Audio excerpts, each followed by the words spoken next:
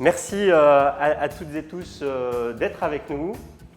Donc, on est au sein de la rédaction Aliency pour une session Aliency Talk. Donc, nouveau format d'échange qu'on vous propose avec la rédaction Aliency en partenariat avec VMware et Intel. On remercie de nous avoir fait confiance pour cette session. L'idée de cet échange, c'est d'ouvrir les chakras, de s'appuyer sur les retours d'expérience de nos invités, que je remercie encore une fois d'avoir joué le jeu de ces échanges. La thématique qu'on va développer aujourd'hui ensemble, elle n'est pas récente. Aujourd'hui, on a eu la chance d'observer depuis quelques années avec Aliency beaucoup de retours d'expérience d'entreprises qui se transforment autour du digital. Des enjeux d'innovation, des enjeux de passage à l'échelle, des enjeux d'organisation autour de ces sujets où le jeu de je t'aime moi non plus avec l'innovation, l'IT, les Digital Factory, on a vu beaucoup d'expériences et on a la chance d'avoir deux acteurs majeurs du marché donc autour de nos invités, donc Christophe Fuer, DSI de Thales Group, et de Frédéric Jiménez, donc CDO et président de la Digital Factory. Donc, qui s'installaient d'ailleurs juste, qui sont maintenant nos voisins, qui s'installent en face de la rédaction Aliency. On est très heureux de pouvoir compter, de dynamiser cette rue avec la Digital Factory et j'espère que voilà, vous allez passer de belles années devant vous dans ce quartier. En tout cas, au lieu de l'innovation et du digital, et qu'on est très heureux de faire vivre aussi avec la rédaction. Aujourd'hui, un thème, transformation applicative, donc comment DSI et CDO relèvent ensemble le défi de la digitalisation business avec nos invités. Alors, un débat qui sera animé par Dorian Marcelin, avec la participation de Jean-François Cuvé, donc Business Development Manager de VMware, donc IMIA, bienvenue Jean-François.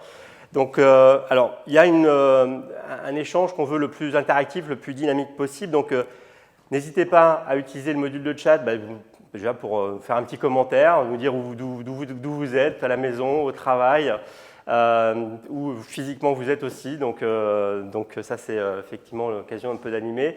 Et surtout d'utiliser le module de questions-réponses qui va nous permettre de relayer vos questions à nos invités. Donc j'organiserai une session effectivement pour relayer certaines d'entre elles. Et on a aussi avec nous donc, Hervé Olini, excusez-moi, il est avec vous avec nous sur ces sessions de chat pour répondre à un certain nombre de questions en live, donc n'hésitez pas, utilisez à outrance ce module de questions-réponses. Sans plus attendre, je crois que c'est le moment effectivement de lancer ces échanges. Donc Jean-François, tu œuvres depuis quelques années au sein de VMware. Pourquoi ce thème était important pour toi ? Le thème est extrêmement important parce que nous voyons depuis plusieurs années cette fameuse transformation digitale de nos clients, l'objectif étant de digitaliser au maximum leur activité. Donc ça passe par, je dirais, la transformation applicative, bien évidemment, et cette transformation applicative, on l'a vu malheureusement avec la crise que nous traversons depuis un an, elle a été aussi un petit peu modifiée en termes de priorité, puisque une des choses qu'ont fait nos clients cette dernière année, ça a été d'abord d'assurer la continuité de leur activité, en fournissant à leurs clients internes la possibilité de travailler à distance. Cependant, et c'est un fait qui est important, la transformation digitale a continuité d'opérer puisqu'elle est cruciale pour l'activité de nos clients. On sait que nombreux de nos clients génèrent de nouveaux revenus à travers de nouvelles applications qui ont pour objectif d'offrir une expérience utilisateur, parce que l'utilisateur ou le client est au centre de ces applications. Donc c'est vrai que par rapport à ça, ce qu'on se rend compte, c'est que finalement, il faut se poser la question de cette transformation d'application, parce qu'il y a un existant applicatif au sein des organisations.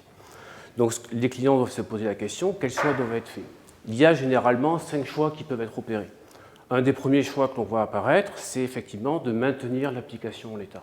On la maintient, mais par contre, on va essayer d'optimiser les coûts autour de cette application, on va essayer d'offrir un meilleur niveau de service, on va essayer d'offrir une plus grande disponibilité de cette application. Donc ça, c'est ce qu'on appelle souvent, alors excusez-moi l'anglicisme de retain.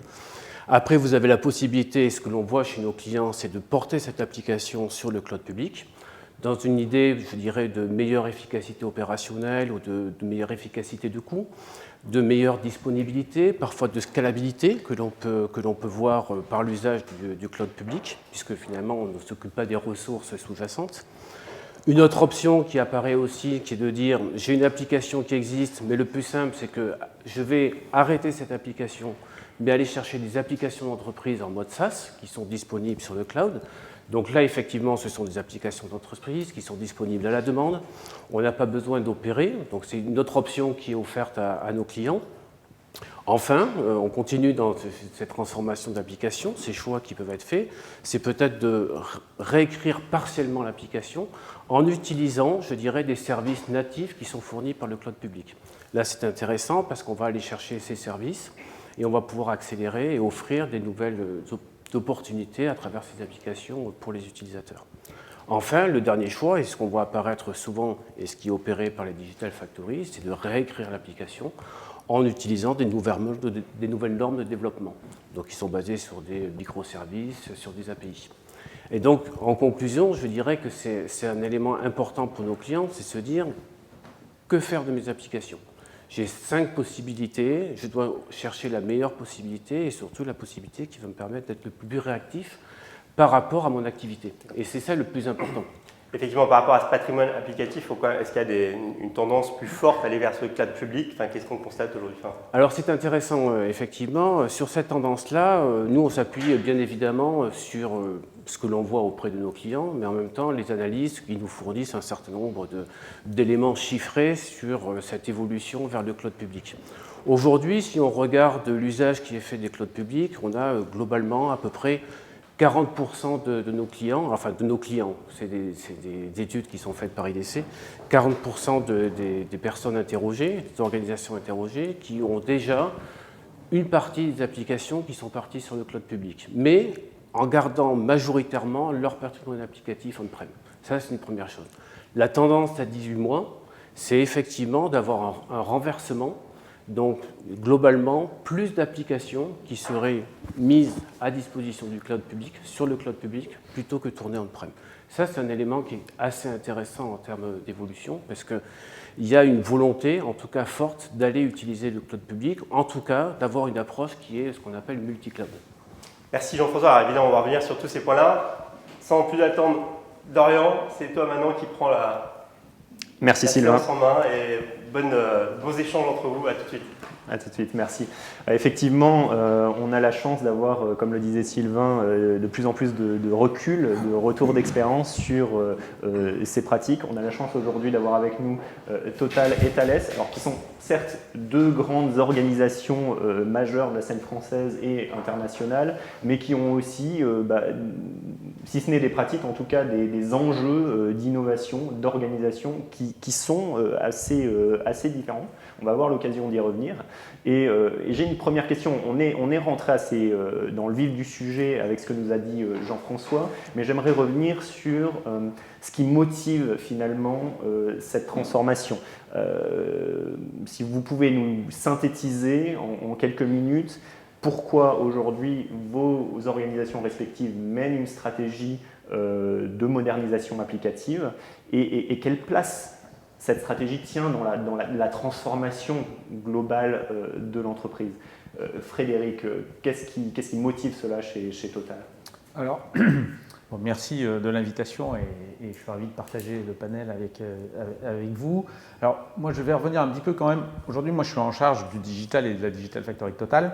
Donc, ce qui a motivé surtout cette impulsion est de créer une Digital Factory, puisqu'on l'a créée il y a exactement 1 an.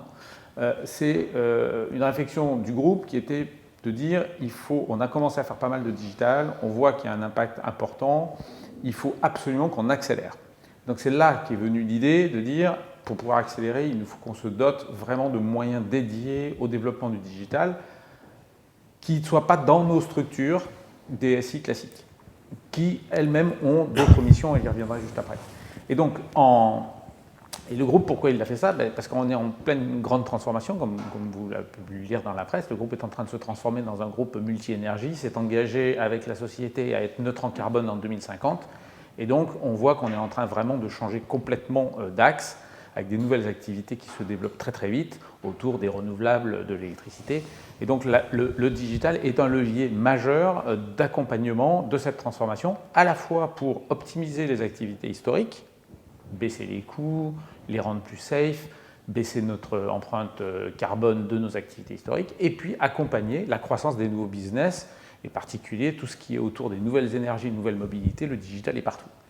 Et donc d'où cette création d'une Digital Factory, sachant qu'en plus le groupe s'est engagé sur une vraie ambition chiffrée en disant le digital va générer 1,5 milliard de dollars par an de valeur complémentaire à l'horizon 2025. Derrière, ce que je vois, c'est qu'en fait, notre activité digitale est finalement pas très dans la modernisation.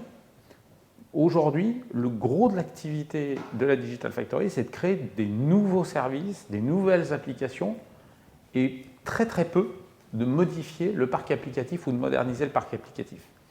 Et pourquoi? Parce qu'en fait, la majorité de nos cas d'usage aujourd'hui sont très portés sur soit je crée des nouveaux business models, donc par définition ils n'existaient pas, soit j'utilise les données, et c'est massivement ça, qui étaient produites par les applications mais qui n'étaient pas utilisées pour apporter une valeur ajoutée complémentaire. Et donc nous aujourd'hui, 70% de nos cas d'usage sont des cas d'usage autour de la data science, de l'intelligence artificielle, sur des données qui existaient déjà dans l'entreprise, mais qui étaient donc générées par les applications, mais qui n'étaient pas utilisées pour améliorer la productivité, l'efficacité ou la marge. Et donc on n'est pas tellement dans ce chantier-là. Après, il est vrai que la DSI du groupe, elle a un axe de réflexion sur la modernisation, mais avec un objectif assez différent qui est plutôt comment optimiser les coûts, gérer l'obsolescence effectivement de certaines applications ou de certaines plateformes, et puis créer les fondations du futur sur lesquelles d'ailleurs la Digital Factory s'appuie. Alors, on va avoir l'occasion d'ailleurs de revenir sur cette relation qu'il y a avec la DSI. Mais Christophe, du coup, vous êtes DSI groupe chez Thales, hein, donc vous présentez l'autre partie de la vision. Comment vous appréhendez cette nécessité de transformation applicative ou de modernisation applicative? Qu'est-ce qui la justifie chez Thales aujourd'hui? En fait, je vais reprendre un terme là, dont on a parlé tout à l'heure, qui est continuité. Alors, on parlait de continuité d'activité, moi je vais parler de continuité numérique, continuité digitale. Puisqu'on voit bien qu'on va, au travers de Digital Factory, créer de nouveaux objets numériques qui peuvent être utilisés soit à des fins de monétisation, de revenus supplémentaires, parce que vous créez des nouveaux services, soit à des fins d'efficacité interne. Donc c'est aussi parce que quand on parle de transformation, on parle de transformation digitale la plupart du temps, il y a toujours ces deux facettes, plus de revenus et une plus grande efficacité interne. Et cette plus grande efficacité interne sous-tend que vos nouveaux objets digitaux vont aussi parfaitement s'intégrer avec le système d'information existant de l'entreprise. Et donc on parle vraiment de continuité digitale dans ce cas-là, puisqu'on ne peut pas avoir finalement un nouveau set d'applicatifs très moderne sur une nouvelle plateforme qui soit complètement déconnecté du legacy et de l'existant. Et petit à petit, on doit réussir à fondre en fait, ces deux familles dans une capacité de faire circuler les données et de créer de la valeur au travers de ces données d'une manière la plus transparente possible. Et c'est pour ça que en tout cas chez Thales, la Digital Factory et la direction des systèmes d'information travaillent main dans la main. La Digital Factory a été créée il y a quelques années. Elle a été créée en 2017. C'était exactement selon la même logique de Total. Finalement, un accélérateur, la possibilité aussi d'avoir une forme d'esprit d'incubateur au sein de l'entreprise, la possibilité aussi d'amener de nouveaux talents, de nouvelles compétences qui ne sont pas forcément les compétences et les talents historiques dans une DSI, d'accord, avec des missions qui historiquement sont différentes. Et l'idée, c'est justement de concentrer des compétences sur l'agile, sur des méthodes de développement différentes, sur l'utilisation de plateformes différentes, sur des méthodes d'architecture différentes, pour pouvoir rapidement délivrer ce qu'on appelle dans notre jargon un MVP, un Minimum Viable Product, qui pourra ensuite être industrialisé. Et c'est là où il y a un lien intéressant, d'ailleurs, un autre lien intéressant entre la DSI et la Digital Factory, c'est que la Digital Factory, pour les besoins internes, va développer un certain nombre d'assets digitaux qui ensuite vont être transférés à la DSI pour exploitation, pour industrialisation, pour que le coût finalement par utilisateur ou par application soit acceptable, pour que aussi la capacité d'opérer à l'échelle mondiale et sur des time zones différentes soit aussi assurée. et aussi pour que les évolutions futures soient reprises par la DSI. Ce qui veut dire que la DSI, dans son mode de fonctionnement, doit se rapprocher de plus en plus du mode de fonctionnement d'une Digital Factory. C'est ça qui rend cet enjeu très intéressant. Chez Thales, il y a plusieurs typologies d'activités. Vous êtes également à la fois tourné vers vos utilisateurs internes, vos activités, on va dire, industrielles. Oui. Mais vous faites aussi beaucoup aujourd'hui de logiciels pour vos clients. Absolument. Et c'est là où, dans la naissance ou la mission initiale de Digital Factory, l'objectif initial était en gros d'avoir 2 tiers des forces vives qui soient utilisées pour des produits à destination de nos clients, soit des améliorations de produits existants, soit de nouveaux produits. Donc on produit beaucoup de logiciels. Je vais vous donner un exemple. Sur par exemple tout ce qui est contrôle aérien, à peu près un avion sur 2 dans le monde qui vole. Et on va dire à un moment donné sous le contrôle d'un logiciel Thales, voilà, en termes de contrôle aérien et de sécurité aérienne. Donc on est gros producteur de logiciels évidemment, et il y a d'autres sujets dans le domaine de la défense sur lequel je ne m'étendrai pas, mais on a aussi ce besoin d'accélérer, d'avoir un time to market qui est beaucoup plus court et d'avoir une capacité d'innovation avec des équipes très resserrées et avec un mode d'organisation typique des Digital Factory, c'est-à-dire des organisations en squad, en tribe, qui vont se constituer avec des compétences différentes, mais complémentaires, et qui vont travailler sur un rythme assez court de développement de valeurs ou de développement de nouvelles fonctions. Alors, on aura l'occasion, je vous redemanderai quelques exemples justement un peu de production ou de ce que vous avez fait. C'est l'occasion aussi de poser la question à notre public, à nos spectateurs, de cette importance que prend le sujet. Alors, Jean-François est revenu dessus en introduction, et je pense qu'il y a un certain nombre d'entre nous ont conscience effectivement du sujet et de votre intérêt sur le fait que vous êtes avec nous aujourd'hui pour nous écouter sur cette thématique. Donc on va lancer un petit sondage. Voilà, vous avez commencé à y répondre, c'est parfait, sur l'importance que le sujet prend dans vos organisations, l'effort que ça représente pour vos DSI. Donc je vois apparaître en live les réponses, donc n'hésitez pas à prendre juste un clic finalement sur la thématique, et je vais demander à Jean-François de non seulement revenir, peut-être de réagir au sujet et de voir si c'est représentatif des chiffres qu'il nous a donnés, de ce qu'il estime. Alors on va peut-être arrêter le sondage si tout le monde a eu l'occasion d'y répondre. Voilà, pour ceux qui ne l'ont pas encore fait, on a eu des résultats, si vous pouvez m'afficher, hop, les résultats. En gros, c'est parfait. Donc, 57% des répondants qui nous disent que c'est un sujet prioritaire auquel est consacré un effort important. C'est rassurant, quelque part, pour le sujet de cette émission. Et immédiatement suivi par 33% qui nous disent que c'est un sujet important qui n'est sans doute pas dans le top 3, on va dire, des priorités, mais qui tient son rôle.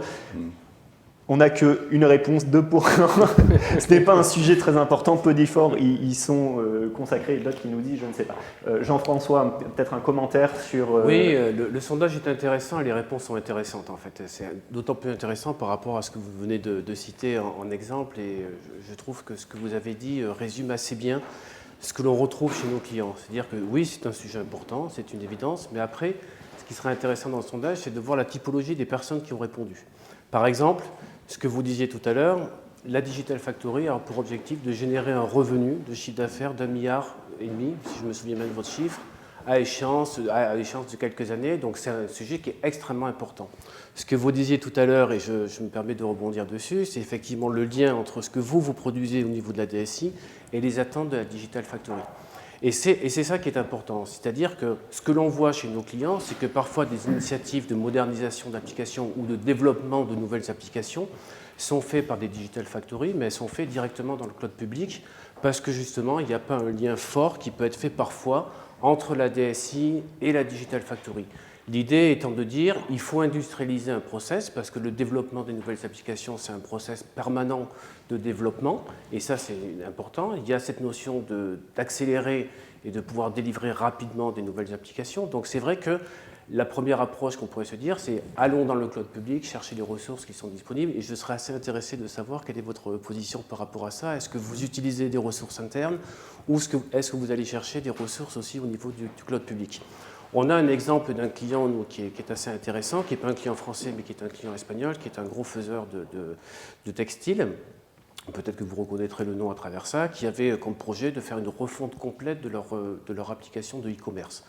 Pour eux, c'est un sujet majeur, crucial. C'est là-dessus qu'ils vont faire leur croissance. Ils ont décidé, parce que c'est la politique de l'entreprise, c'est de conserver en fait les éléments chez eux.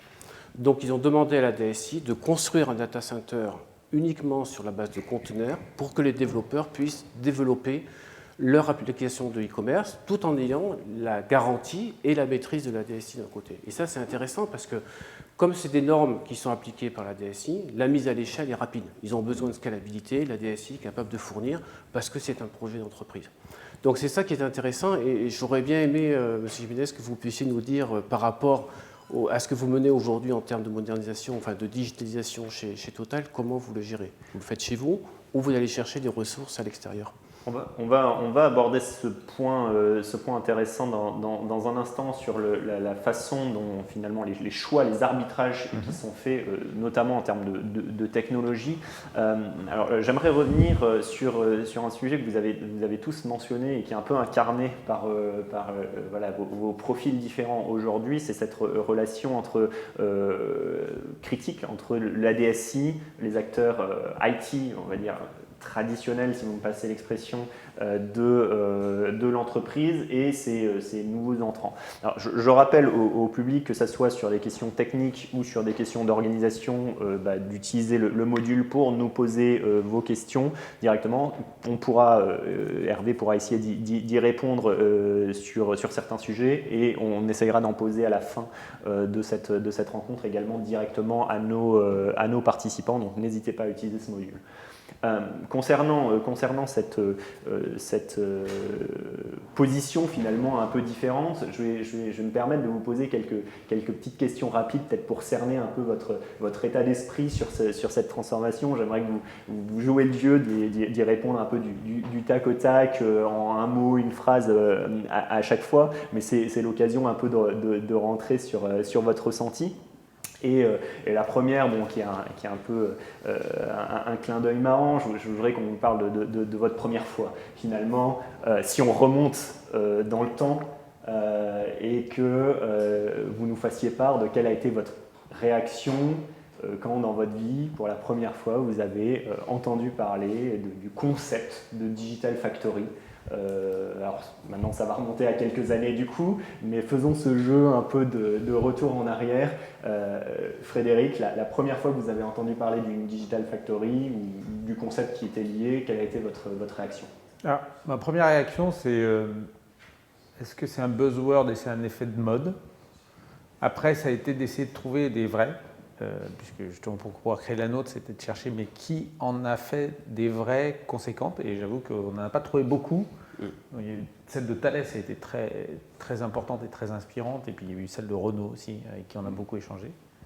Et après par contre, quand on a commencé à regarder un petit peu de près ce que ça voulait dire, pour moi ça a vraiment été la révélation de ça c'est vraiment l'outil pour passer du POC un peu généralisé du digital qu'on faisait beaucoup à l'industrialisation et à l'accélération du déploiement du digital partout dans l'entreprise.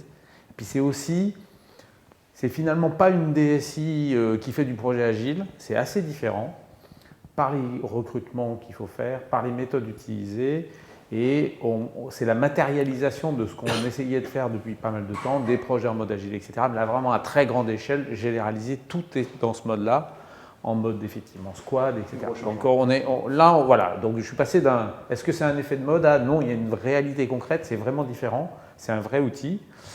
Et c'est ce qui nous a convaincus qu'il fallait qu'on y aille. C'est les fameuses réactions au changement de manière générale, presque l'incrédulité au départ, et puis la prise de conséquence. Christophe, ça avait été quelle réaction justement en tant que DSI dans vos activités? Je me suis dit que c'était déjà une opportunité d'insuffler en fait un changement de culture, un changement d'approche, et de devoir aussi être prêt à gérer un changement en termes de compétences. De passer, et là je donne évidemment le prisme DSI, de passer, on va dire, d'un type de DSI plutôt pourvoyeur de moyens techniques en fait, de moyens réseau, d'infrastructures, de data center, d'outils d'informatique individuels, à une DSI qui soit capable de maîtriser un certain nombre de nouveaux métiers, tant en termes d'organisation, sur l'agile, l'animation, l'équipe agile, etc., que sur aussi un certain nombre de technologies fondamentales qu'il va falloir maîtriser, les containers, la capacité de maîtriser, on va dire, des environnements de low-code, les containers, le cloud hybride, etc. Et donc c'était absolument clé d'être finalement un partenaire très efficace. Donc c'était une vraie opportunité en fait. Et le risque finalement aurait été de se retrancher dans un mode de fonctionnement très technologique et très infrastructure-driven et de passer à côté absolument. La première fois, Jean-François, quand on a entendu parler d'une Digital Factory dans votre Je dirais que c'est intéressant parce que ça rejoint vraiment ce que vous dites tous les deux. C'est nos clients qui sont partis finalement de ce qu'ils faisaient en expérimentation. Vous parliez de POC, c'est un peu l'idée de ça. On fait du POC, on fait du développement pour voir ce que ça donne, à l'industrialisation. Et c'est vrai que là, le lien, il se fait assez naturellement entre finalement un besoin de Digital Factory, quelque chose de normalisé, et de prendre en compte tous les éléments qui aujourd'hui sont traditionnellement faits par la DSI sur la gestion des applications d'entreprise. Je veux dire, quand on met à l'échelle des applications modernes, il faut appliquer les mêmes normes, les mêmes règles que sur des applications, tout simplement. Alors justement, on parle de modern apps, applications modernes, etc. En 3 mots chacun, pour vous, c'est quoi une application moderne? Une moderne app, c'est quoi les 3 mots clés, Frédéric? Alors moi je dirais il faut qu'elle soit développée vite, parce que maintenant on ne peut plus attendre, les utilisateurs ne peuvent pas attendre. Il faut qu'elle soit évolutive, d'autant plus qu'on la développe vite. Et puis, c'est peut-être maintenant un peu basique à dire, mais il faut qu'elle soit user-friendly. Et ce n'est pas forcément ce qu'on a fait dans le passé. Christophe, 3 mots-clés? Alors moi je veux dire porteuse de valeur, parce que les applications, comme on dit, nice to have, qui sont ensuite pas adoptées, c'est complètement inutile. Et il y en a plein au cimetière des applications. Donc porteuse de valeur, avec effectivement un prisme expérience utilisateur qui est absolument clé. Et c'est vraiment, si on se projette 10 ans en arrière, c'est vraiment un point important qui est pris en compte maintenant. Et dans le début d'un projet, finalement, tout de suite, on se pose la question où est l'UX? Où est l'UX designer, où est l'UX expert, etc. Et quand est-ce qu'il va être disponible, parce que c'est aussi pas forcément des ressources très faciles à trouver. Et le troisième point qui est très important, je veux dire co-designer. Co-designer avec la fonction, le client interne ou potentiellement externe, qui est demandeur, et que ce client ait un rôle en fait dans l'équipe de développement ou de conception. Et ça, c'est un grand changement, puisqu'on rompt avec le schéma classique MOA, MOE, etc. Où on passe 6 mois à coucher sur le papier ce qu'on veut. On donne ça à une DSI qui développe un truc. 6 mois après, on s'aperçoit que ce n'était pas exactement ça le besoin, et donc on a perdu un temps fou. Voilà. Jean-François, les 3 mots-clés, c'est les mêmes? C'est presque les mêmes. Effectivement, je dirais qu'au-delà de ce que vous avez dit, il faut que l'application soit évolutive. Pour qu'elle soit évolutive, il faut effectivement que l'infrastructure sous-jacente soit finalement une commodité pour les développeurs. Il ne faut pas qu'ils se centralisent là-dessus. Et ça, c'est important parce que le code, c'est ce qui va apporter la valeur. On développe l'application, on met de la valeur à l'intérieur. Donc il faut derrière que toute la gestion des infrastructures sous-jacentes soit quelque chose qui soit finalement oublié par les développeurs. Quel est votre meilleur exemple d'application moderne aujourd'hui, celui que vous jugez le plus intéressant, plus représentatif de ces 3 mots-clés? Alors moi, je veux dire, en fait, nous aujourd'hui, ce qu'on fait, c'est qu'on ne modernise pas les applications, on les augmente. C'est ce que je disais en entrée. Aujourd'hui, on a un socle applicatif qu'on ne transforme pas vraiment dans le cœur de l'application. Par contre, on rajoute vraiment une couche d'interaction qui permet de tirer encore plus de valeur de ce que l'application permet de faire en améliorant la mise à disposition de données, avec plus d'intelligence derrière les données et avec justement aussi beaucoup d'interaction.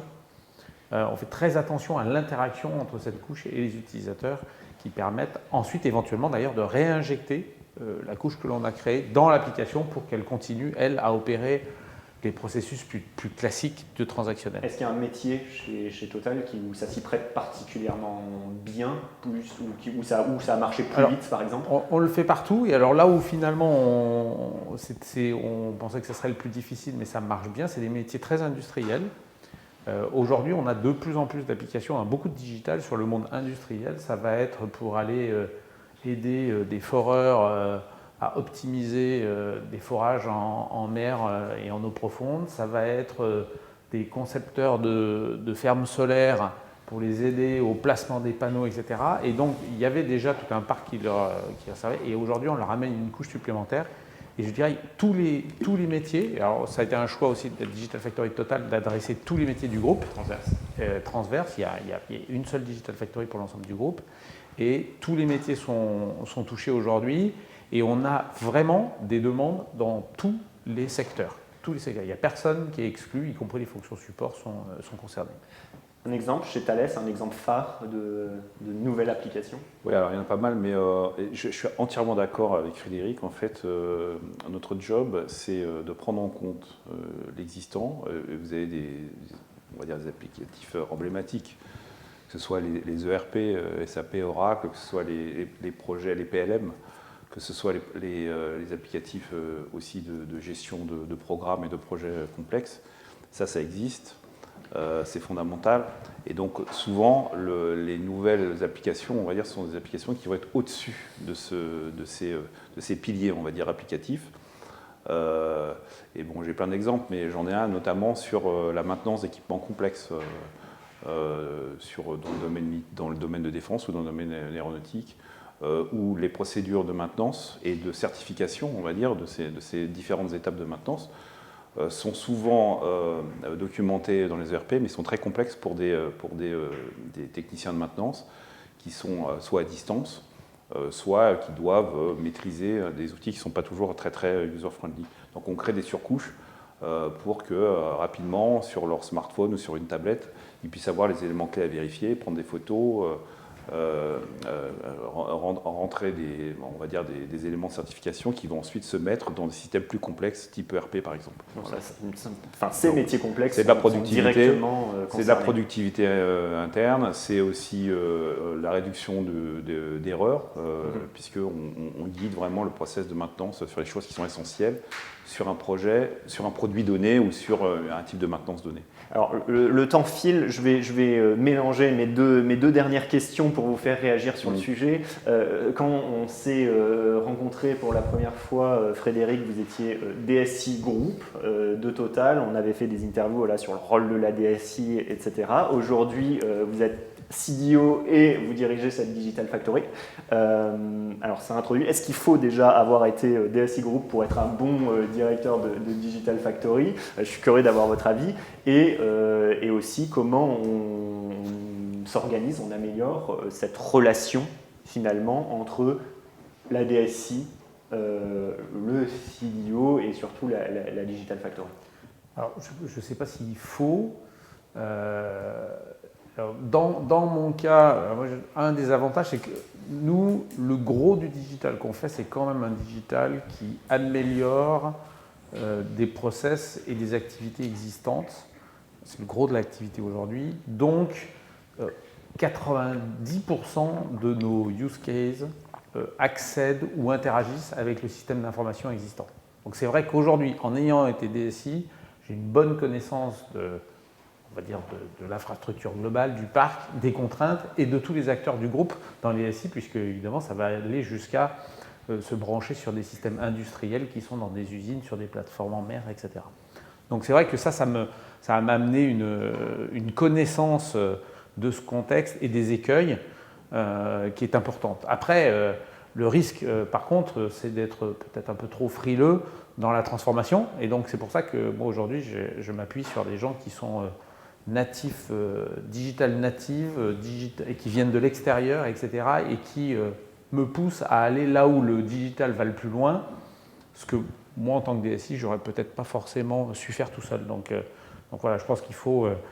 moi c'est un avantage, et de temps en temps, je me fais bousculer pour aller au plus loin quand même des capacités du digital et ne pas garder certaines barrières qui peuvent venir de mon rôle de DSI. Aujourd'hui, la Digital Factory chez Total, et vous-même, vous avez un mandat clair et autonome dans le choix finalement des projets métiers demandés par les métiers qui méritent votre attention dans ces objectifs. Donc c'est vraiment chacun son rôle avec la DSI en bonne entente, mais vous servez un peu d'aiguilleur aussi pour rediriger vers la DSI quand c'est nécessaire. Tout à fait. Alors, ce qui est important, c'est qu'effectivement, avec la création de la Digital Factory et l'ambition de valeur de générer 1,5 milliard de dollars, ce que les DSI ont rarement comme finalement opportunité, c'est on leur demande rarement de générer de la valeur on leur demande surtout de réduire les coûts généralement ou de faire tourner. Et donc l'ambition de générer de la valeur, moi, me permet d'avoir une approche très différente avec le business. Et je rejoins Christophe tout à l'heure, c'est aussi dans le monde du digital et avec les Digital Factory, on change les paradigmes de la relation un peu client-fournisseur vers un mode beaucoup plus co-construction collaboratif.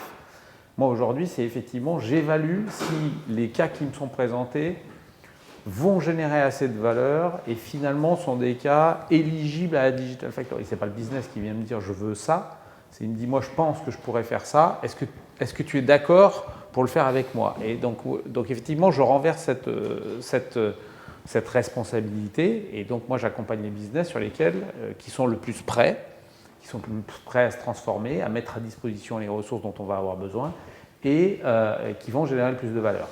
Après, la DSI, nous, on interagit en permanence. Alors, moi, je suis très en phase avec François Tête, le DSI Group. On se voit très régulièrement et on a une vraie transparence entre les deux. C'est-à-dire qu'on se dit vraiment les choses, qu'est-ce qui coince d'un côté, qu'est-ce qui coince de l'autre pour pouvoir travailler ensemble. Chacun a quand même son rôle. La DSI Group, aujourd'hui, par exemple, elle pose les fondations cybersécurité du cadre. Et alors là, je n'en déroge pas. Tout ce qu'on fait est dans un cadre qui est complètement drivé par la DSI. Moi, je ne prends aucune initiative, par exemple, en termes de cybersécurité. En termes d'architecture, on a fait différemment. Il y a des socles qui sont fournis par la DSI sur lesquels je m'appuie. Et puis, moi, je suis un peu un défricheur sur plutôt les nouvelles technologies, les nouvelles solutions ou les nouvelles manières de travailler. On parle des containers, on parle du cloud public. Et là, effectivement, moi, je suis plutôt un peu l'éclaireur. On travaille, on évalue, on choisit et puis on propose ensuite à la DSI Group qu'elle l'intègre comme finalement les nouvelles technologies qu'elle aura demain. Chez Thales, même répartition quelque part, il ne faut pas que la Digital Factory soit perçue comme juste la DSI bis agile. Par design, on a mis moins de contraintes sur la Digital Factory, justement parce que Thales a quand même des contraintes assez fortes en matière de cybersécurité. Et donc, si on appliquait exactement les mêmes règles, on va dire dans les premières phases de projet, ça serait peut-être un peu compliqué et un peu inhibiteur pour la Digital Factory. Donc, on a défini un mode de fonctionnement un peu différent. Mais à partir du moment où on va dire un environnement critique rentre en production, on applique exactement les mêmes règles que pour les autres applicatifs. Donc oui, il y a cette continuité. Alors sur votre question, faut-il avoir été DSI ?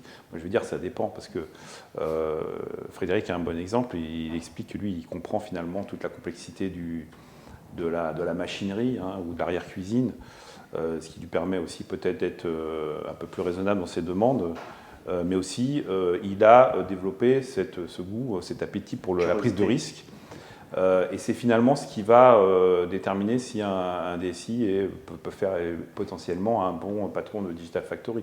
C'est-à-dire, est-ce qu'il est simplement confiné dans les activités de gestion de l'existant, de pourvoyeur d'infrastructures, de gestionnaire, on va dire d'agent qui va prendre le moins de risques possible, Ou au contraire, est-ce qu'il va accepter de défricher de nouveaux territoires, aussi de prendre des risques et de prendre des risques. Et il y a un point qui est important dans le changement culturel d'une DSI, c'est aussi d'accepter, et c'est dans le code génétique d'une Digital Factory, c'est de se dire, on va accepter l'échec, mais on va l'accepter très tôt dans le cycle de développement ou dans le cycle d'investissement d'un nouvel asset digital, et on dira, bah non, finalement, ce n'était pas une si bonne idée que ça, on a dépensé un peu d'argent, mais on ne s'est pas accroché mordicus à un projet pour finalement l'abandonner 2 ou 3 ans plus tard après avoir dépensé beaucoup d'argent. Donc finalement, la culture de l'échec, la culture on va dire du déploiement qui ne va pas fonctionner ou du développement qui ne va pas fonctionner comme prévu, c'est quelque chose qu'il faut rentrer dans l'esprit, dans le mode de management de ces équipes de DSI.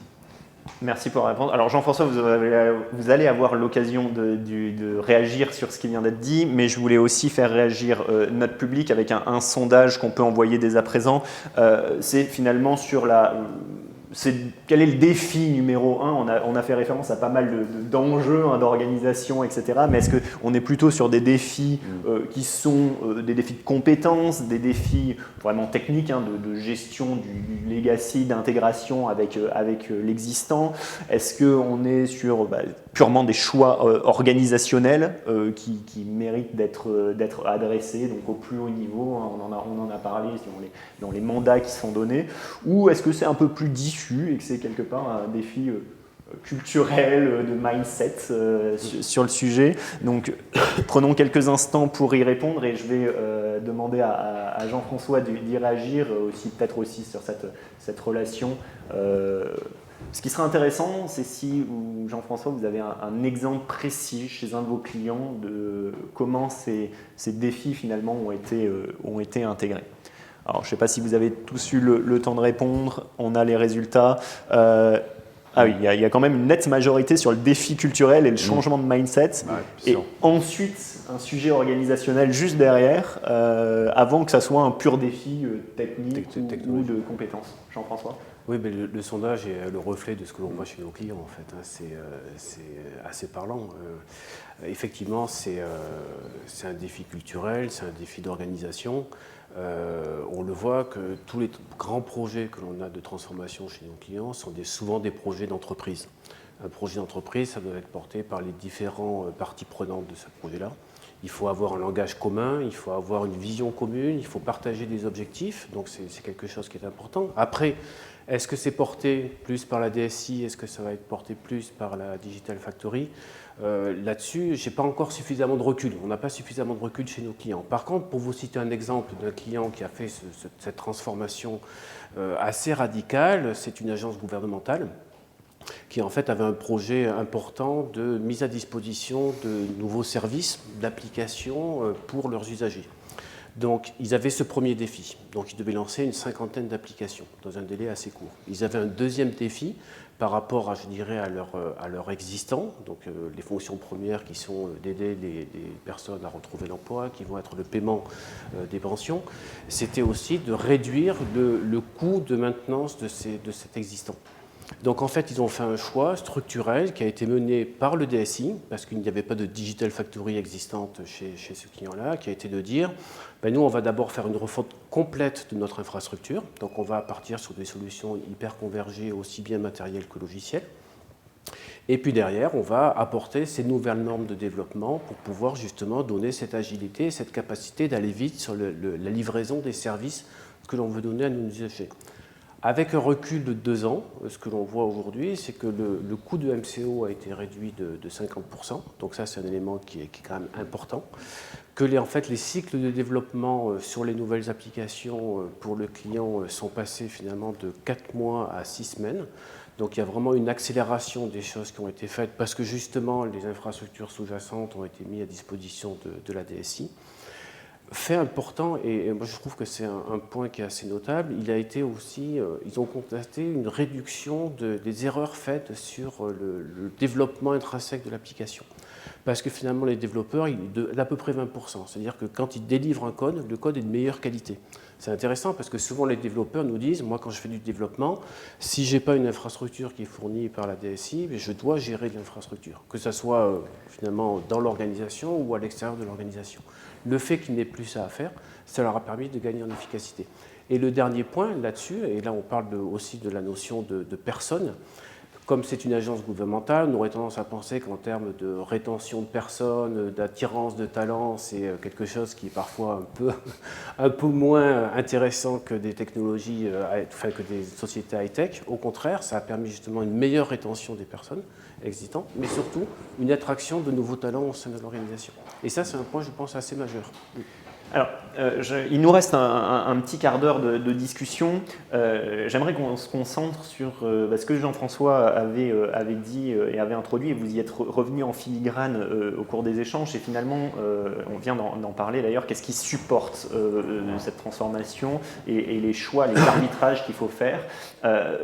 Alors, je rappelle encore une fois à notre public qu'il peut poser des questions en utilisant le module directement à nos invités. Ça nous permettra de leur adresser à la fin de cet échange, dans un petit quart d'heure. N'hésitez pas.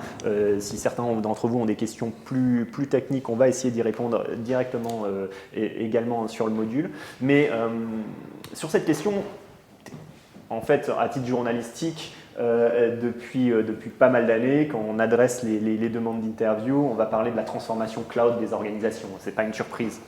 Et j'aimerais comprendre un peu plus précisément finalement l'intersection qu'il y a entre cette transformation cloud de vos organisations et les choix qui sont faits là-dessus et cette transformation applicative, c'est-à-dire quels sont les supports qui sont retenus pour mener cette transformation applicative et à quel point il y a dû avoir des arbitrages un peu clés sur ce qu'on disait ou ce qu'on ne faisait pas sur le sujet. Frédéric, comment ça s'est joué chez vous ?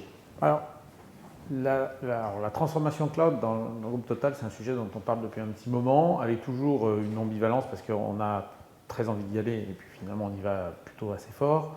Et en même temps, on a toujours une grosse attention sur les questions à la fois de cybersécurité évidemment, mais aussi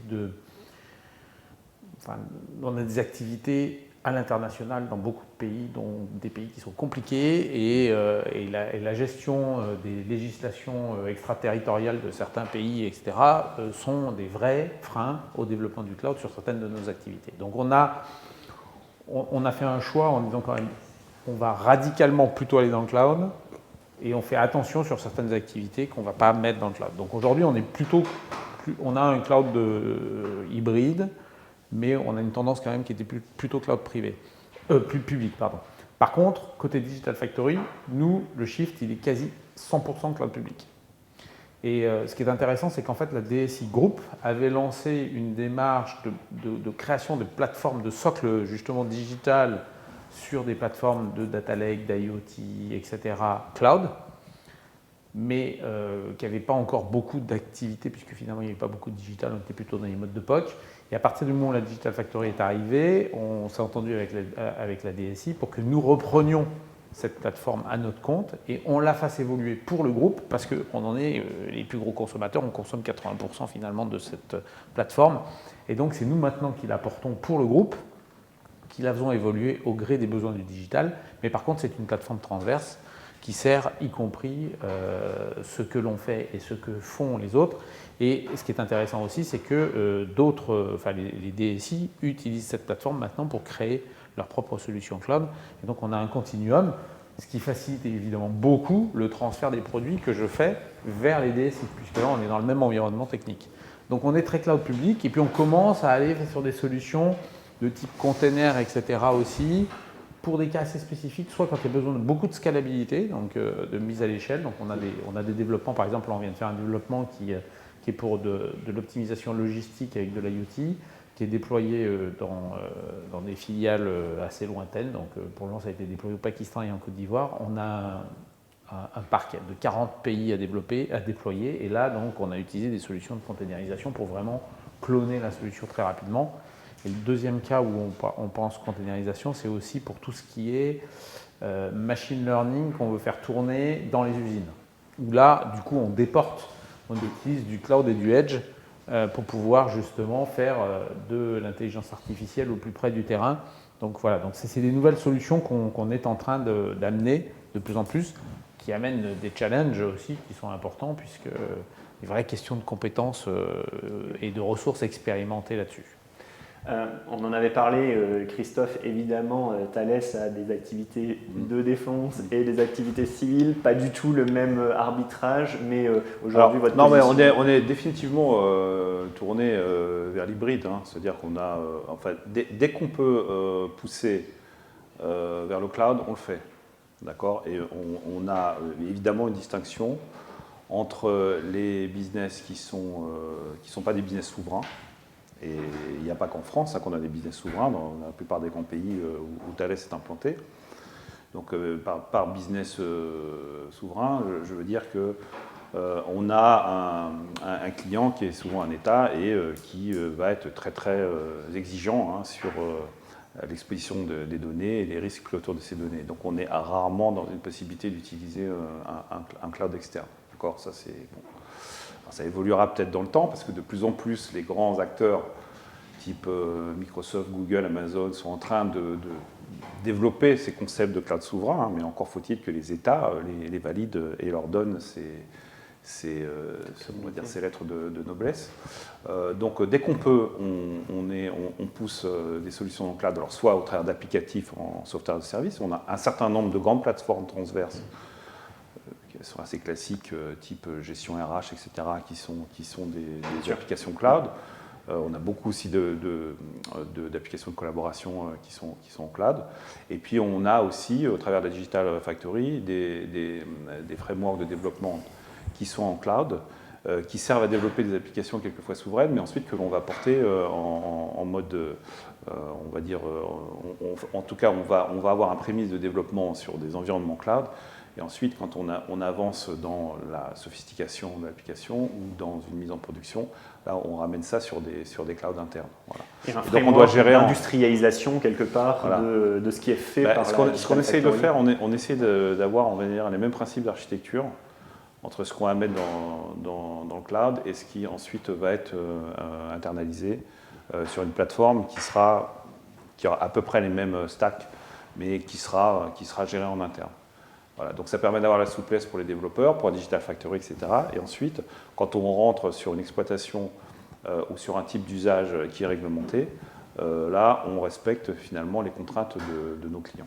Mais la DSI, du coup, fixe des règles du jeu très claires, j'imagine, dans la transmission de l'un à l'autre en termes de connaissances, Oui, alors il y a un sujet dont on n'a pas parlé, mais enfin qui est sous-jacent, qui est celui de l'infrastructure, hein, pardon, pas de l'architecture. Donc on a énormément de discussions communes, on a même des architectes qui sont communs à la DSI et à la Digital Factory. Et quand la Digital Factory a été créée, on a laissé un certain nombre d'architectes de la DSI aller à la Digital Factory. Donc c'est pas deux mondes qui s'opposent. Simplement, ils ont des missions en termes de temps ou de capacité d'innovation qui sont un peu différentes, et c'est voulu comme ça. Mais in fine, finalement, on a un plan d'architecture qui est intégré. Ce n'est pas deux mondes qui vivent en parallèle, ne serait-ce que parce que, comme je l'ai expliqué au début de ma première intervention, c'est qu'à un moment donné se pose la question de la continuité des données avec des systèmes d'information existants. D'accord ? Il est rare d'avoir une nouvelle application qui est complètement déconnectée du réel ou du on va dire ce qu'on appelle le legacy, mais qui est bien souvent, on va dire, les applications piliers qui font tourner le business. D'accord ? Alors je vois on va dire, enjeu de continuité et de cadrage sur le sujet. On a parlé aussi un peu de nouvelles technologies. Jean-François, quand on préparait l'échange, on réfléchissait sur les impacts que ça avait de parler du cloud en termes de transformation applicative. On parlait de containerisation. Aujourd'hui, c'est des questions, quand vous entendez les positions de Total et Thales sur ce sujet un peu exploratoire, c'est des questions que vous posez à vos clients, finalement, leur vision vis-à-vis de de la containerisation, de comment ils s'y projettent? Mais bien sûr, la containerisation, c'est un sujet d'actualité chez l'ensemble de nos clients. Il faut être capable aujourd'hui de pouvoir utiliser des conteneurs comme ils ont utilisé des VM, si vous permettez le terme, jusqu'à présent. Donc il faut que finalement les opérateurs IT aient la même capacité, en tout cas, de délivrer ces services-là de containerisation à la Digital Factory, pour éviter justement parfois que la Digital Factory aille utiliser des services dans le public cloud parce que la containerisation, c'est accessible directement. C'est là où c'est un point important, parce que ce que vous disiez, c'est qu'effectivement, il y a une consommation, il y a des nouveaux projets qui vont se consommer sur le cloud public. Ce qu'on voit aujourd'hui, et c'est une tendance qui est forte, c'est que la consommation dans le cloud public, elle n'est pas faite vers un seul opérateur de cloud public, mais elle est souvent faite vers plusieurs opérateurs, parce que les opérateurs de cloud public, ils fournissent un certain nombre de services natifs qui vont être, par exemple, répondre à des besoins de data lake, qui vont répondre à des besoins d'intelligence artificielle, à des besoins de stockage, c'est des services natifs. Le risque que l'on peut avoir, c'est de dire je vais utiliser tel opérateur, tel autre opérateur, un troisième opérateur, et après il n'y a plus de maîtrise, il y a une cacophonie d'ensemble. Ce qui est important, c'est que quand justement on va porter à l'échelle certaines applications, avoir la capacité de maîtrise de ces applications, d'intégrer ce que souvent la DSI garante, qui peut être la sécurité des applications, l'industrialisation de ces applications. Donc ce qui est un élément fort et que nous proposons chez VMware, c'est d'avoir une infrastructure commune, justement entre aussi bien ce que vous opérez en interne que ce que vous opérez sur les clouds publics.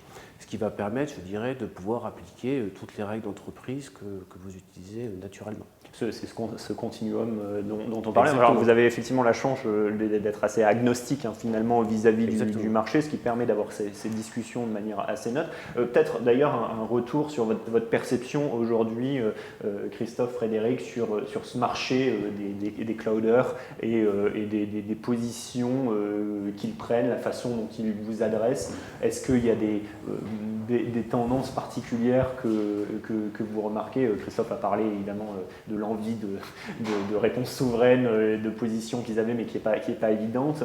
Quel regard vous portez sur la dynamique du marché des clouders mais jusqu'aux hyperscalers évidemment? Alors nous, on a pris un choix assez radical de dire finalement comme on commençait finalement prudemment, on a dit qu'il ne faut pas se disperser. Si on commence à y aller prudemment sur tous les clouders, on va passer un temps fou justement à monter en compétences, ça va être impossible. Donc on a fait un choix assez simple. On a dit on part très Microsoft au départ. Déjà on a mis en place Office 365 pour tout le groupe avant la pandémie, ce qui était un bonheur depuis un an. Et puis, on a fait un choix effectivement de dire on va commencer avec on va construire nos plateformes dessus, on va apprendre, on va monter en compétences, on va prendre des compétences dessus. Et puis, à un moment donné, effectivement, et ça, c'est plutôt un travail d'ailleurs de la DSI, qui est de dire je regarde le marché global et je regarde comment je me diversifie et quels sont les critères qui font que je me diversifie. Alors, honnêtement, les clouders et les hyperscalers, ils sont tous bons. Moi, aujourd'hui, il n'y a pas tellement de débat. Certains ont certaines particularités où ils sont meilleurs que d'autres. Par exemple, nous, on a fait des choses très poussées avec Google, alors qu'on est très Microsoft, on a des choses très poussées avec Google sur par exemple, des algorithmes autour de tout ce qui est reconnaissance satellitaire, parce qu'ils ont toutes les galaxies satellitaires en base, ou sur de la reconnaissance d'images, parce qu'ils sont très forts là-dessus. Mais après, on regarde aussi, on est en discussion avec Amazon, donc on est en train de regarder maintenant pour rééquilibrer probablement nos parts, entre guillemets, notre parc.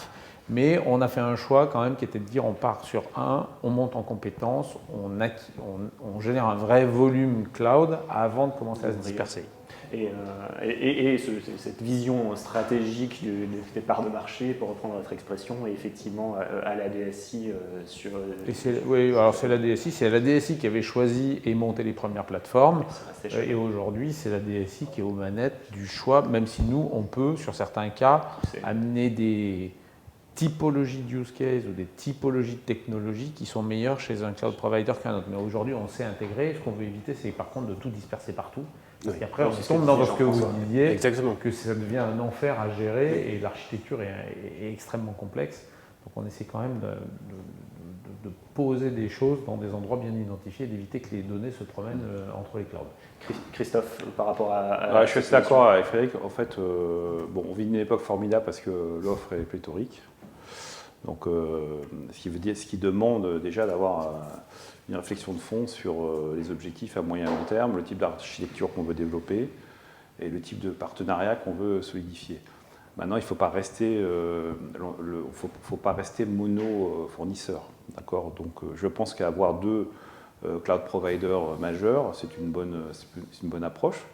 Parce qu'il faut aussi, on peut pas changer, on ne peut pas switcher de l'un à l'autre. Quand vous avez décidé de mettre certains types d'applicatifs sur un cloud, vous pouvez toujours aller sur un autre. Mais enfin, ça demande quand même un peu d'effort. Donc nous, puisqu'on cite les partenaires, c'est Microsoft et Amazon. Et puis on développe aussi des technologies complémentaires de sécurisation. Par exemple, Thales a annoncé, et Microsoft ont annoncé la mise à disposition maintenant de capacités de sécurisation sur Office 365 avec la gestion de clés privées qui sont à la main du client et qui vont justement dans ce sens de, entre guillemets, souverainisation d'un certain nombre d'activités cloud. Voilà. Parce que je prends l'exemple d'Office 365, on utilise Office 365, mais on va avoir un usage différent et un type d'infrastructure différent selon le type de business en interne qui vont utiliser ces plateformes. Si c'est un business de défense, on ne va évidemment pas utiliser toute la capacité en cloud d'Office 365. Voilà. Alors, merci messieurs, on arrive au terme de ce petit échange. Jean-François, je vous laisserai une conclusion parce qu'il y a peut-être des réactions sur le sujet, mais on va d'abord lancer un dernier sondage qui est l'occasion de prendre un peu le pouls sur cette question spécifique du cloud, quel vous paraît être le meilleur support quelque part de cette transformation. On a les choix traditionnels du full public, ou en tout cas un très gros accent public, de l'hybride dont on entend évidemment beaucoup plus parler, et des approches plutôt maîtrisées en interne qu'on appellera cloud privé, comme le veut l'usage depuis quelques années. Donc ça nous donnera l'occasion peut-être de réagir tout à l'heure. On va prendre quelques questions du public avant de vous laisser conclure. Sylvain, je te redonne la parole par rapport aux questions qui nous ont été posées durant la session. Tout à fait. Alors, effectivement, beaucoup d'échanges riches, que ce soit sur le chat ou le module de questions-réponses. Je vais ranger ça, moi, pardon. On t'entendra mieux. Ça sera mieux pour le son. Merci. Beaucoup de questions, effectivement. Alors, elles sont revenues de plusieurs formulations, mais des gens attendent des retours d'expérience, des bons conseils sur la notion de coopération avec les métiers, les bonnes pratiques, et de l'autre côté, la coopération avec la DSI, bonnes pratiques. Donc, ou choses à éviter. Donc, si vous avez l'occasion de nous partager quelques conseils pour nos auditeurs. Je pense, j'en ai parlé tout à l'heure, mais la notion de co-construction, quand vous avez un besoin business qui est exprimé, et là je parle principalement pour les applications internes, et la notion d'être finalement d'embarquer, alors nous on utilise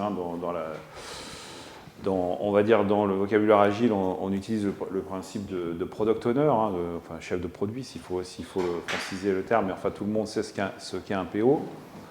Sur un certain nombre de nouveaux projets ou de développement, on met comme règle obligatoire que le product owner qui va venir de la fonction du business doit être disponible, selon la complexité de la demande, entre 20 et 50% de son temps pour participer aux activités de l'équipe de développement, aux activités de la squad en fait.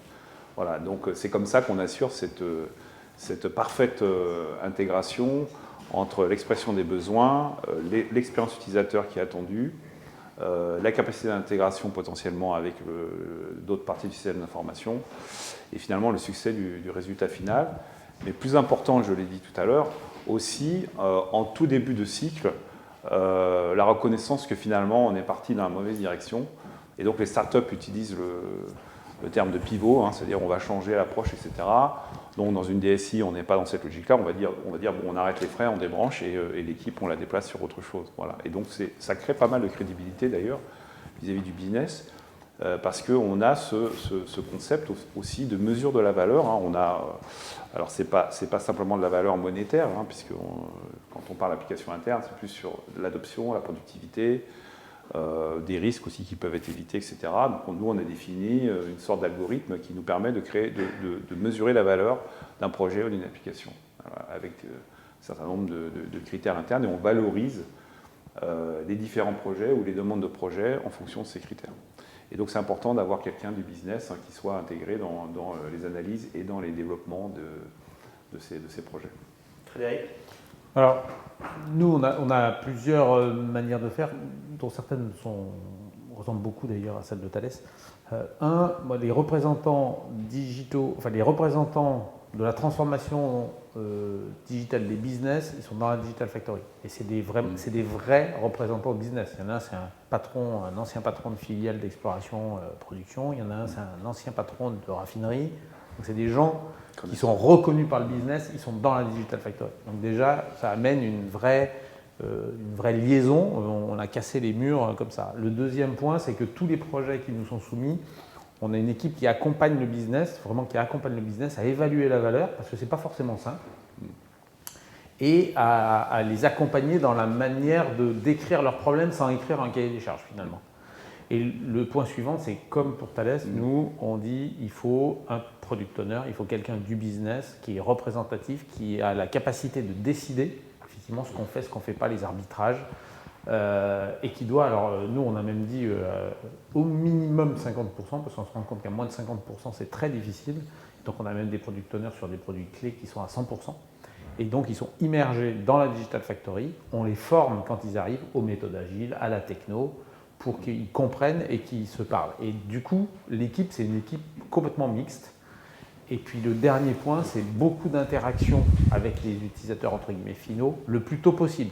Il faut que les projets qu'on fasse, aujourd'hui on arrive à mettre en prod les premières versions, même qui ne sont pas du tout finies, en quelques semaines, pour que des utilisateurs testent, vérifient, disent ça colle, ça marche, ça ne correspond pas du tout. Et cette interaction casse complètement la frontière et génère une adoption progressive qui fait que quand le produit est terminé, finalement, il est déjà approprié. Ça va faire le lien avec ma prochaine question.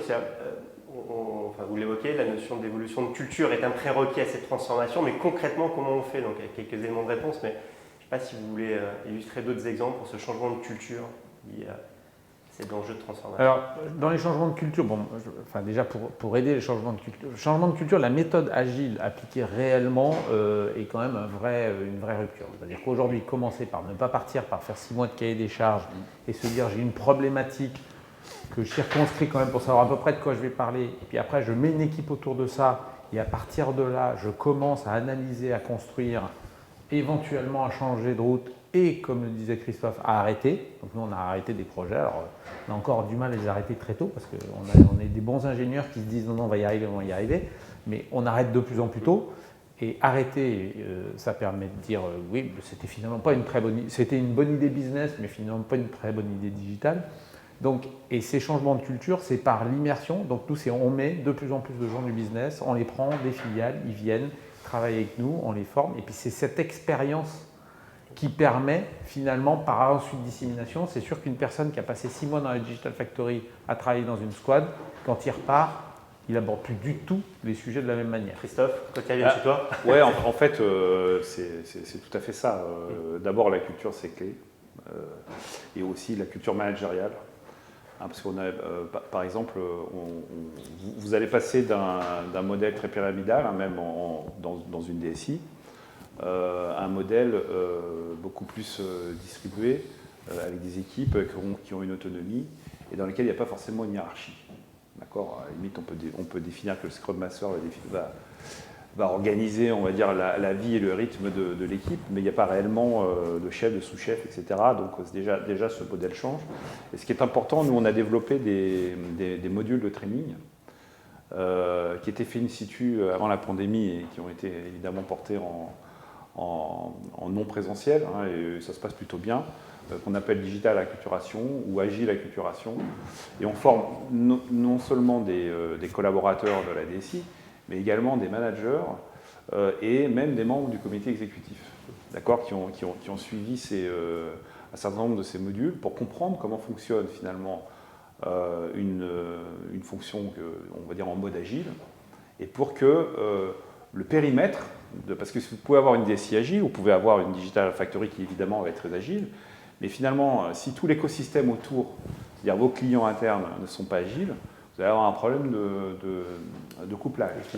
Donc l'idée, c'est aussi de disséminer des changements culturels et une méthode de management et une méthode on va dire, de formulation des besoins qui soit complètement différente, et une méthode aussi d'engagement. On n'est plus simplement dans la relation client-fournisseur interne, et puis comme le disait Frédéric, on passe 6 mois à rédiger un cahier des charges. Il faut montrer l'exemple, mais parce qu'à l'échelle, c'est peut-être impossible à l'échelle de vos boîtes quand même, donc, mais c'est effectivement que tout le monde, tous les managers montrent l'exemple. On le fait à l'échelle, parce que là, on change complètement le modèle d'organisation au niveau mondial sur la DSI. Ça touche à peu près 2200 collaborateurs. On a commencé, on va dire petit, mais avec une ambition importante. On a commencé à créer les premières équipes de projets organisées en agile avec une contribution du business. Les gens ont vu les résultats et ils sont intéressés au modèle. Et petit à petit, on a la plupart des directions informatiques de pays ou d'entités qui basculent dans ce modèle-là. Voilà. Donc, alors ça ne se fait pas en 2 mois. Ça se fait pas. On va dire, on est sur un cycle de transformation qui prend à peu près 2 ans. Et qui s'accélère dans des périodes actuelles quand même. Oui, alors sur les aspects collaboration et sur les aspects, il y a aussi un point, il y a un mythe. Alors, je ne sais pas si Frédéric sera d'accord avec moi, mais on a eu un débat avec le patron de la Digital Factory de Thales sur la colocalisation des membres d'une équipe ou d'une squad agile, où on voit ça comme finalement un facteur d'efficacité, parce que les gens sont ensemble, interagissent, etc. C'est probablement vrai, mais ensuite, quand vous voulez industrialiser ça ou quand vous voulez le faire à l'échelle, vous ne pouvez pas avoir... j'exagère, mais 2000 collaborateurs au même endroit, d'accord. Donc, vous avez une collaboration internationale qu'il faut organiser. Donc, on apprend aux gens aussi à travailler, à respecter les rites agiles, mais en étant à différents points du globe. Donc, c'est une question de technologie, c'est une question d'outils, d'interaction, de collaboration. Et finalement, la crise sanitaire nous a aidés, parce qu'on a fait un bond en termes de changement de mindset, en termes d'évolution culturelle, un bond prodigieux j'allais dire en quelques mois, mais même en quelques jours, parce que c'est une question de survie. Frédéric, dernière question sur le profil type d'un bon candidat pour rejoindre une Digital Factory et qu'est-ce qui est recherché comme qualité en fait? Alors nous, les profils qu'on recrute, et c'est aussi assez différent de ce qu'on recrutait finalement dans les DSI, c'est des profils qui sont des vrais doueurs, entre guillemets. Donc on veut des vrais techs qui font. C'est-à-dire qu'aujourd'hui, dans les DSI, on avait beaucoup de gestionnaires de contrats, de prestations, qui étaient plutôt en pilotage. Là, déjà, il n'y a quasi pas de hiérarchie. Donc effectivement, il ne faut pas essayer d'être chef, ce n'est pas le sujet. Donc on recrute des data scientists, enfin tous les rôles tech qu'il peut y avoir. Après, il faut effectivement être très ouvert parce que nous, les gens peuvent changer de sujet presque tous les 6 mois. C'est-à-dire quand ils ont fait un cas, ils peuvent très bien faire un cas sur l'exploration de production, puis passer sur un cas du marketing 6 mois après, même si on essaie de garder une cohérence aussi pour que les gens s'imprègnent des business. Il faut être curieux, parce que les business sont super différents. Donc il faut avoir une vraie curiosité. Et puis il faut avoir une certaine capacité quand même, parce que je pense que dans la relation avec les business, c'est super important. Il faut avoir une vraie capacité à écouter des problématiques qui sont business, donc pas tech, et à faire comprendre les contraintes et les problématiques tech à des gens qui, eux, sont business et qui ne les comprennent pas. Parce que l'alchimie entre justement le product owner, les gens des métiers et les gens de la squad est hyper importante pour la réussite, pour l'ambiance de l'équipe et puis pour la réussite du projet. Et puis après, voilà, faut aimer des choses qui sont quand même parfaites parce que l'agile et tout, ça paraît super sympa, on a des beaux locaux, mais en tout cas, c'est quand même hyper rythmé, c'est très structuré, il y a beaucoup de discipline. Et donc, il y a du challenge permanent parce que, oui, il faut livrer très souvent, tous les 15 jours, on a un sprint et une démo. Donc voilà, donc c'est super motivant. La réalité de l'agile, c'est que ce n'est pas le n'importe quoi, bien au contraire. L'agile, c'est tout sauf n'importe quoi, c'est extrêmement discipliné. C'est clé, ouais. Et dans Digital Factory, c'est quand même le mixte entre un peu un esprit start-up et une usine. Et donc, c'est faire fonctionner finalement des start-up en mode industriel. Donc, et la méthode. Donc on n'a pas trop le temps de commenter le sondage, donc, mais effectivement, peut-être que Jean-François fait un petit écho sur sa conclusion, mais je vais quand même vous remercier. Enfin, on va continuer, avant que vous passiez à votre conclusion, mais un mot qui me vient pour ces échanges, c'est encore une fois plus fort ensemble. Donc cette notion de désilotage est clé. Effectivement, si chacun reste campé sur ses positions, c'est compliqué. Là encore, on voit bien encore plus aujourd'hui l'enjeu de créer de la valeur ensemble est clé. Et là, l'organisation doit s'aligner quoi qu'il arrive. Donc, Jean-François, tu as... j'avais... alors, moi, je suis perdu, en fait, c'est normal. Hein, mais le webinaire était de qualité, il fallait bien que l'animateur ou le gestionnaire de temps soit mauvais, comme ça au moins ça permet de faire valoir nos intervenants, donc tout va bien. Donc effectivement, pourtant le conducteur est super bien fait, hein, c'était minuté à la seconde près, mais là aussi il faut mettre un peu de bonne ambiance, on est tous très loin.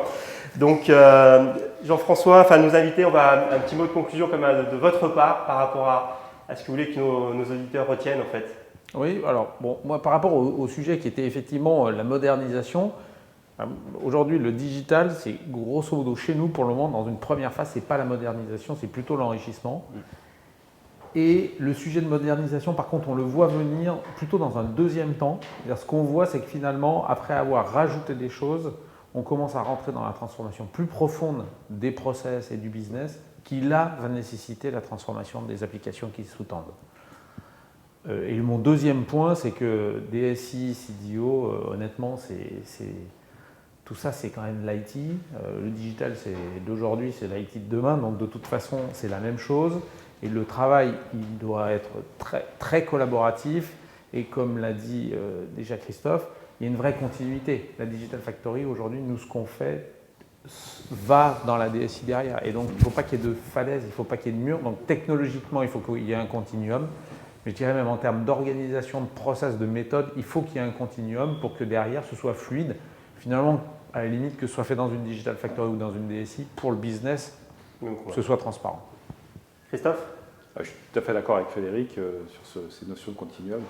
Je crois que ce qui est important, c'est que la DSI, les forces vives de la DSI s'inspirent d'un certain nombre de caractéristiques dans le mode de fonctionnement et de mobilisation des ressources des Digital Factory, mais amène aussi sa valeur ajoutée, notamment en termes d'industrialisation, de cybersécurité, de définition d'architecture pérenne, on va dire, sur le moyen et long terme.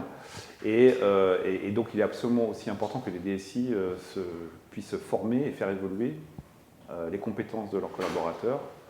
Également, ce qu'on appelle nous le management operating system, c'est-à-dire la manière de manager ces équipes avec un aplatissement des hiérarchies, avec on va dire la chasse au middle management qui ne sont pas forcément créateurs de valeur. Tu donnais cet exemple de fonction dans la DSI, on est plutôt passe-plat, c'est-à-dire on prend une demande, on l'envoie vers un prestataire externe, etc. Et de vraiment valoriser les compétences techniques et les développer sur des enjeux de DevOps, d'architecture de cloud hybride, des compétences qui sont absolument clés pour assurer cette continuité avec la Digital Factory. Merci beaucoup, Jean-François. En complément de tout ça, je dirais que c'est intéressant. On a vu la notion de transversibilité, on a vu la notion de rapidité, d'agilité. On comprend bien qu'aujourd'hui, la Digital Factory et finalement la DSI sont très proches. On se rend compte que les nouvelles applications à valeur ajoutée en termes de business, finalement, vont être soumises aux mêmes contraintes que sont les applications traditionnelles qui sont gérées par la DSI. Donc il est important de désiloter l'ensemble, qu'il y ait cette communication qui soit faite entre les différents composants d'une transformation applicative, d'une gestion de nouvelles applications. Nous, ce que l'on fait chez VMware, c'est aider nos clients à réconcilier, je dirais, l'ensemble. On l'a vu à travers le sondage, la modernisation, la transformation se fait par un usage hybride de cloud.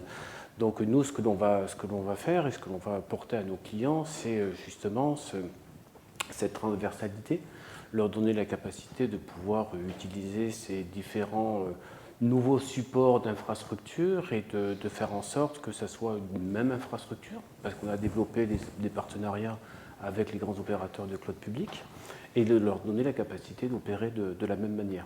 Et c'est vrai que quelque part, ça va accélérer et faciliter nos clients dans ce processus de transformation, puisque finalement, pour eux, je dirais, l'infrastructure sera quelque chose qui sera une commodité, plus que, je dirais, une complexité à gérer. Voilà.